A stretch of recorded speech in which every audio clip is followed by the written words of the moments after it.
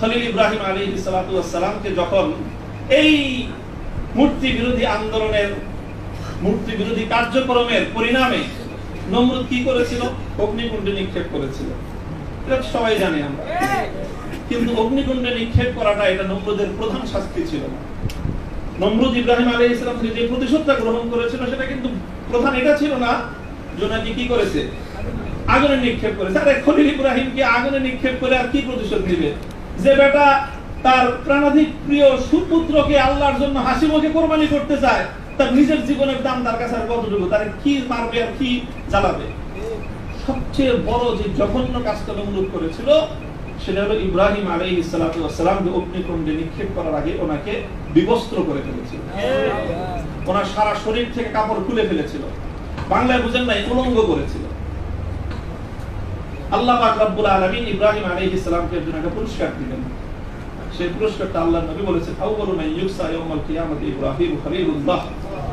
ও ইব্রাহিম, মূর্তির বিরুদ্ধে বিরুদ্ধাচরণ করার কারণে মূর্তি পূজারীরা তোমার শরীর থেকে সম্মানের আবরুর কাপড় খুলে নিয়েছে।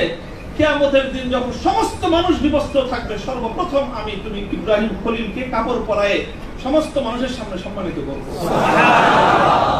আমার কেন জানি মনে হয়েছে আমি একজন অপরাধী, অনেক অপরাধের শেষ নাই, আমার ভুল ত্রুটির কোনো শেষ নাই। ওই যে বললেন না আব্দুল বাসিদের 42টা মামলা, মামলার তো অভাব নাই। এই যে কোনো মামলায় ফাঁসি দিতে পারেন, ফাঁসি দিতে তারা অন্য কিছু লাগে না।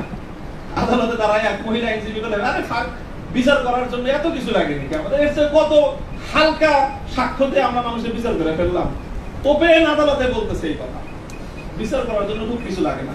হত্যা মামলা কতগুলো আছে আমার না, ছিনতাই মামলা আছে, পকেট চুরির মামলা আছে, চুরির মামলা আছে, সব মামলাই তো আছে। যে কোনো মামলা দিয়ে ফাঁসি দিয়ে দিতে পারেন।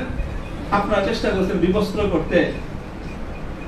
করতে চেষ্টা করেছেন, তবে একটা জিনিস ভালো করেছেন, আপনারা যেই কেসটাকে বিবস্ত্র করার জন্য বেছে নিয়েছেন সেই কেসটা ছিল খুব দুর্বল। আগামী 50 বছরের জন্য ওলামায়ে কেরামের বিরুদ্ধে এই ষড়যন্ত্রের দুয়ার রুদ্ধ হয়ে গেছে। আপনারা যদি এই ধরনের ষড়যন্ত্র করতে থাকেন, জাতি আবার নতুন করে বলবে, এতদিন বলতো ইউসুফ আলাইহিস সালামের বিরুদ্ধে যে ষড়যন্ত্র করছে, মামুনুল হকের বিরুদ্ধে সেই ষড়যন্ত্র, সামনে বলবে মামুনুল হকের বিরুদ্ধে যে ষড়যন্ত্র হয়েছিল, আব্দুল্লাহর বিরুদ্ধে সেই ষড়যন্ত্র। আমি আপনাদের কাছে দোয়া চাই, আল্লাহ রাব্বুল আলামিন যেন আমাকে এটার বিনিময়ে ইব্রাহিম আলাইহিস সালাতু ওয়াস সালামের সঙ্গী করে কিয়ামতের দিনে আমিন আমিন। আল্লাহ পাক রব্বুল আলামিন আপনাদের সকলকে জাযায়ে খায়র দান করুন।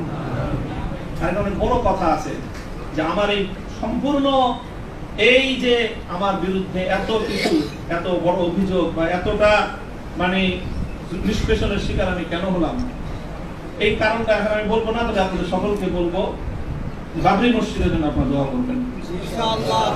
ওয়া আখিরু দাওয়ানা আলহামদুলিল্লাহি রাব্বিল আলামিন।